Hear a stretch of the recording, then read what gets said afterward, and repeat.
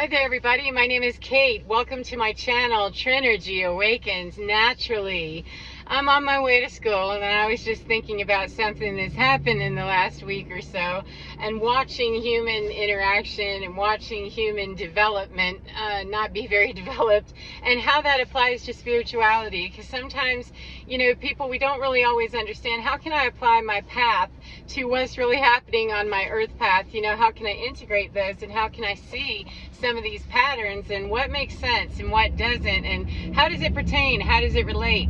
Well, let me tell you, when you get to a point in your healing where people's nonsense doesn't bother you anymore, it does allow for some room to find humor in it and all of that. And I was quite surprised with myself, because I found myself being irritated as a mother with someone recently. And I couldn't figure out why, because basically, I'm a live and let live, unless you're trying to kill me, in which case we're going to have a little chat about, a very short-term chat about that. But otherwise, get your groove however you get your groove. And I'm not the one that would need to do anything to reprimand your groove. And if it's not grooving in your world, you'll know. And I won't, because we aren't hanging out together if you're doing shady stuff. So anyway, I'm in school, and I'm with all different ages of people, and just really experiencing all levels of understanding. And I wouldn't say that anybody is really, on the same path spiritually. However, I don't know. We're in school. We're in a 3D school in, 3D world. We're not in some, advanced alchemy or a mystery school or something. It's a mystery to some, the content, but it's not a mystery school. So, I don't get too butthurt about trying to make my, real connections with people on a deep level with my spirituality. That's a very private practice, and it applies to how I live my life, and that's how this may or may not be relevant to you. So anyway, I'm in this class, and I've been a couple weeks now, and we've had it's a no-nonsense class, in that you either know the material or you don't, and if you don't, you won't pass. And there are skills involved. You need to demonstrate skills and your aptitude in them, or you will not pass. That's just the way it works, right?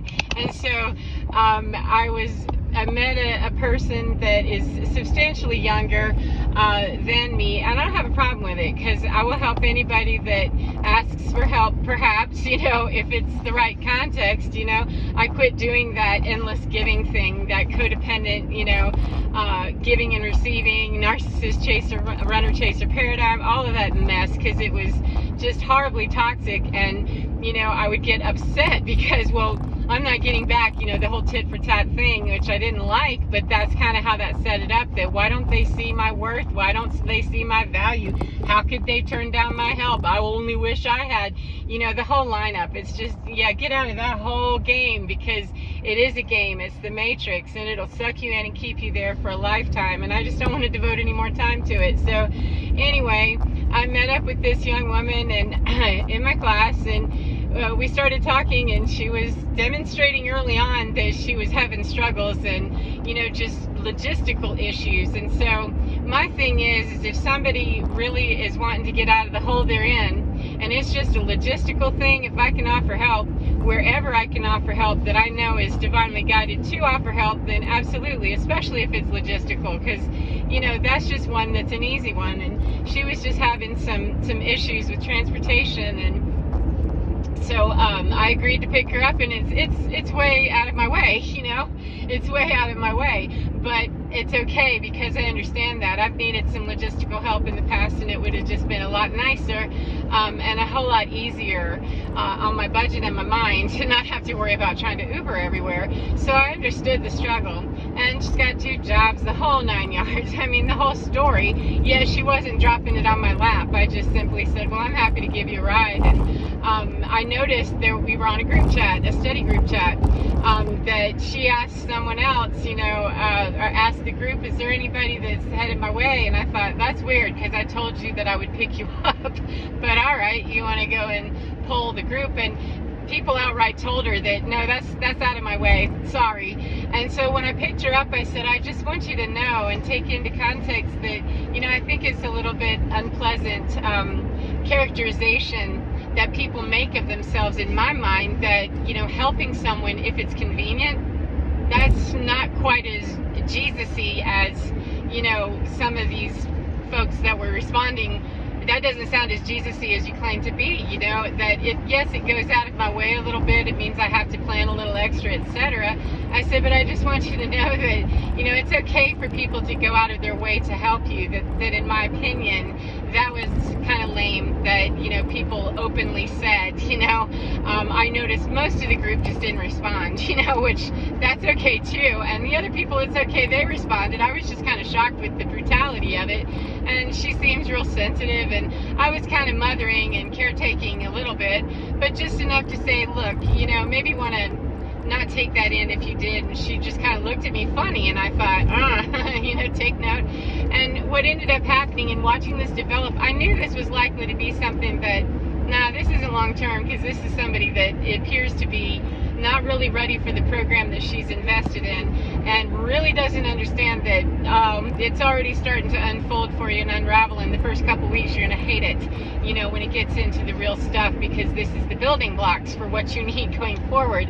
And she had some emergency that took her out of town, and for a death in the family and all this, and I was trying to help her, you know, in a very moderated way, because helping someone else more than they're helping themselves is a trap, a pitfall that will drag one down, you know, into nowhere land, and will be expended, empty, and dead, and people move on to the next person that will answer that call. And so I knew there was that issue, and I thought, it's all right, you know, because I know how to handle this, and I know exactly when to cut stuff off or allow people to just revolve themselves right back out the door they walked into.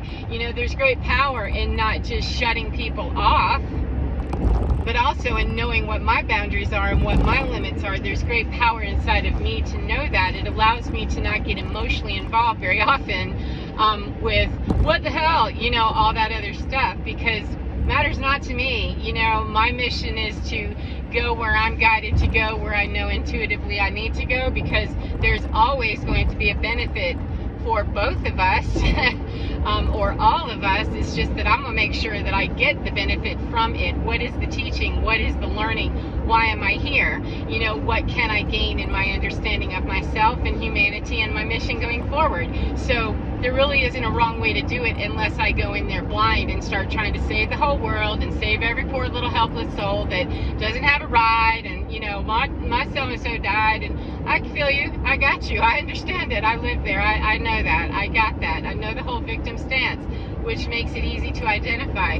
So I was already, you know, keeping close quarters on her, that, yeah, we're not, you know, we're not setting up shop, we're not living together, we're not, you know, you're not my child, you know, this is a study buddy situation, and keep it clean where it is, and not getting too familiar at all. And at some point, you know, thank you so much, I really appreciate you, all of this, and, you know, the beauty and the joy and the power of, I don't need your approval, then I really don't care if you have some disapproval. And if I don't care that you have a disapproval of me, then it really doesn't matter when you praise me or approve of me. There's just a neutrality, because I'm not there for that. It's a completely different understanding, and it's irrelevant whether you like me or not, whether you approve of me or not, etc. But in this instance, the line between love and hate, I've heard this before, is very thin, and it went from, you know, wow, thanks, to sharp and because people want to be able to run their agenda. They want to be able to take their dysfunction to the next person and play at that level. And people who are here to help assist humanity into the next phase of its existence in the age of Aquarius is not about allowing people to just barrel forward, not with us anyway, or not with me. I'll claim only myself that it's not helping, nor is it serving the collective good of humanity for me to allow anyone to interact with me in a toxic or unhealthy way. The difference is, rather than for that to tap a personal thing and get personal with that person about, well, you did this and you did that, there's just great neutrality in saying yes, no, or whatever, and being very clinical and factual about it, and there's no emotional engagement necessary. It doesn't have to get personal, so that when that line between love and hate comes, you can go, okay, and there it is, and the revolving door right back out. Well, I had been, you know, kind of pulling back because I felt you're pushing in, you know. I made the comment that I hope we stay friends, and my response to people whenever they bring up things like that, or they start getting a little bit clingy or something, is that, well, in a relationship, both people are responsible for the relationship. So we're in charge of the length and duration of our and the quality of our relationship, which allows for her to understand, if she wants to, that you're not just randomly hoping and praying that this works out, right? Yes, I am, is really what her answer was, and I was pretty sure I knew that. But I have to allow people to go on ahead and make their decisions, because everything is there in their lap without a personal attack, without it going into some, you're so this or you're so that. She can create whatever story she wants to on the other end. However, at a soul level, it was a clean exchange, and she knows that, I know that, and let's move on with the story. That I said, we're both responsible for this, and it went over her head or whatever, I don't know, used to doing things in a very patterned way in her world, used to manipulation, looking a certain way, which is very common. There's no reason to hate people because they're manipulators. There's no reason to hate people, period. It's a matter of the behavior doesn't serve. It's irritating, ingratiating, and really a pain in the butt to work with when people are irresponsible, or when they're asking to be dragged along, or they care more about 1122, the investment that it would take to get something done than you do. I mean, or you care more than they do. It's an unequal and imbalanced exchange, then that's going to come up. And I could feel it starting to go this way. And like, it's only a matter of time before that just revolves right on out the door, because it's not serving 1144. However, I didn't need to warn her. I didn't need to do anything. I simply needed to stand fast. And, you know, I often pray to myself, look, you know, team, listen, if I'm stepping off and wrong, then I trust you're going to keep me in check. You're going to help to order my steps and blow this up, blow it out, do whatever needs to happen. If it's not correct, if I've made a mistake, show me how to handle this with integrity and grace, and to treat this person with respect regardless, and not get, you know, tipped or tapped with whatever I might get upset about. You know, what is there to be upset about? Well, it was getting a little bit, you know, clingy, so I backed up, you know, like I can't. And we made some arrangements to do a phone study session for a test that was coming up. She'd missed a substantial amount of class, blah blah blah.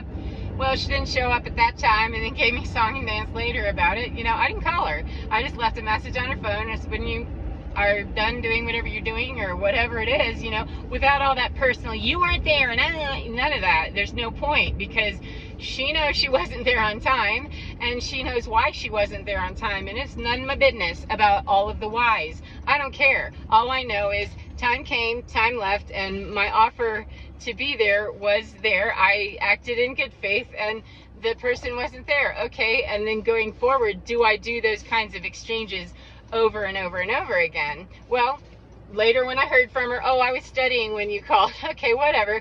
You know, it's okay. When people are doing stuff that is already out of balance, and then they want to try to cover their tracks with fibbing, lying, you know, whatever it is. I mean, it was just very obvious to me. This is a person working 2 jobs and doesn't show up for class all the time, and is showing me and demonstrating through not showing up that we probably have some shady, you know, commentary on what really happened, and it's still none of my business. How do I need to go forward? It's simply to say, hey, the offer still stands for today. I'm available for this amount of time, and if you want to do that, here it is.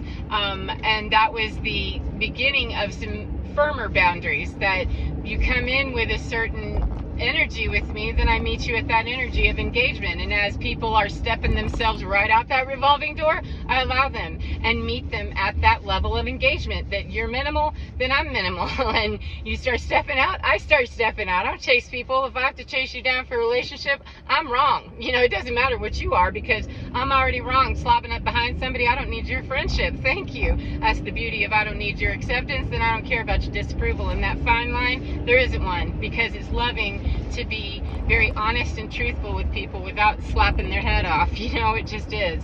And that's the best way to do it. However, being firm and being clear can certainly feel like a slap in the head, I'm sure. So anyway, going forward, there was still some dancing around with, you know, what seemed to be not very logical truths, you know.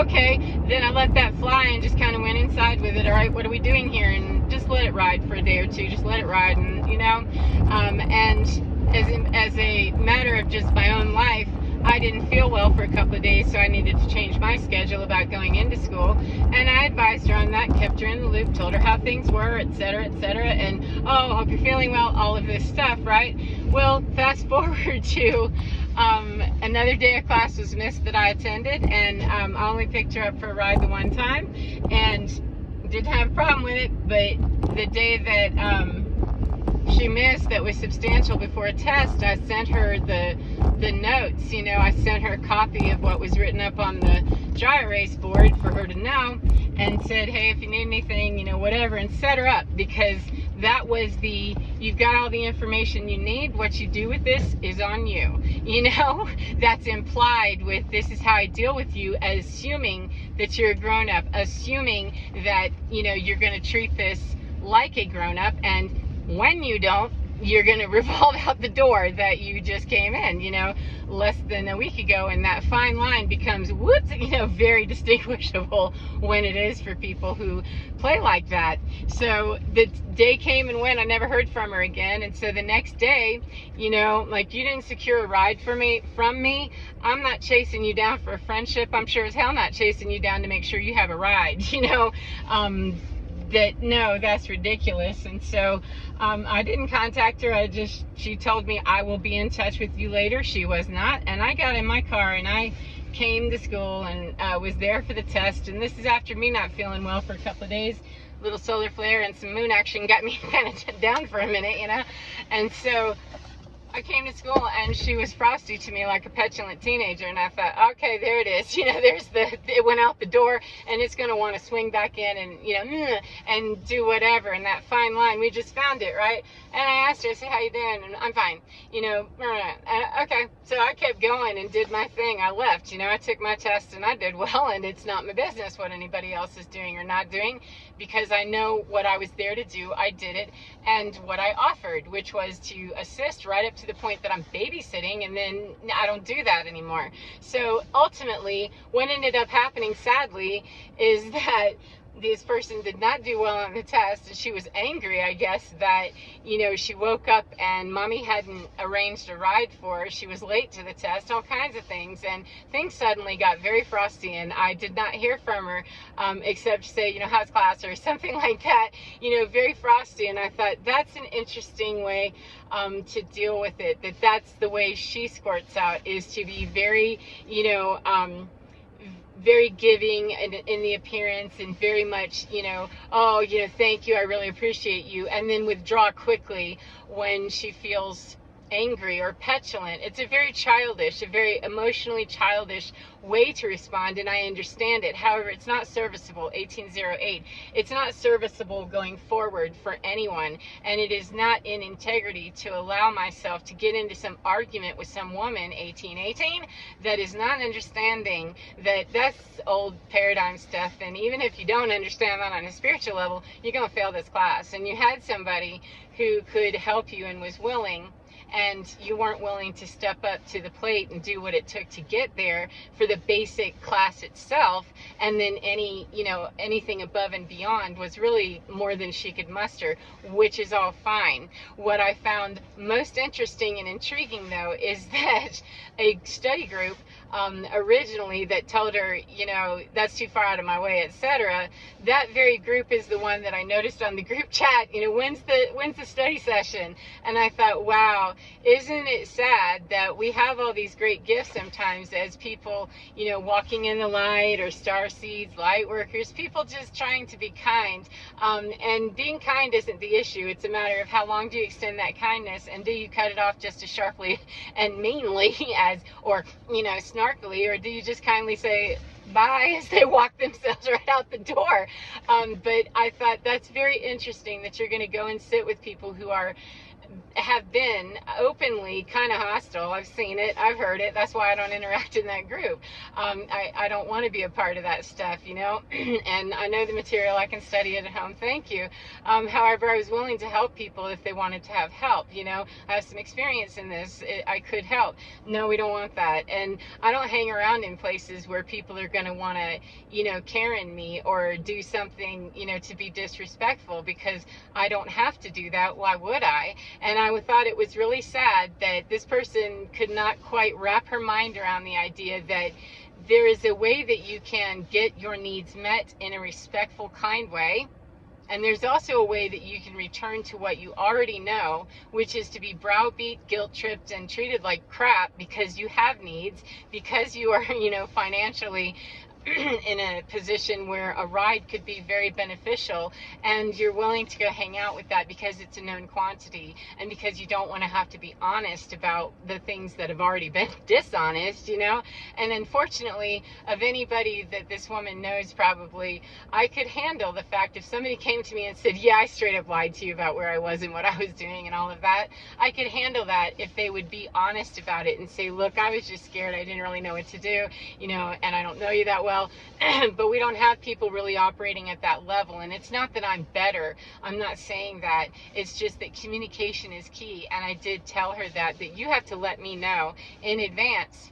You know, I don't chase people down. That's not what I do. You know, I already raised children, and that's just not how I do things. If you want to ride, you always have to let me know. And I got zero correspondence and only saw in a group chat that I left that, okay, I'm going over to there, and never heard from her again. So someone who hoped that our relationship would last forever and ever, you know, I hope this lasts. That was a key indicator of, oh, you've had problems maintaining relationships in the past, either because you're terribly, you know, dependent upon them, or people just use you until, I mean, those are codependent relationships that do not serve unless they serve, and they're short term because they only serve one side, or they're constantly going back and forth serving one side or the other in an imbalanced and toxic way. And none of that is serviceable. None of it ever was serviceable, but we're definitely stepping up and stepping out into the age of Aquarius where it's not even applicable anymore. You see all of those systems just breaking down and deteriorating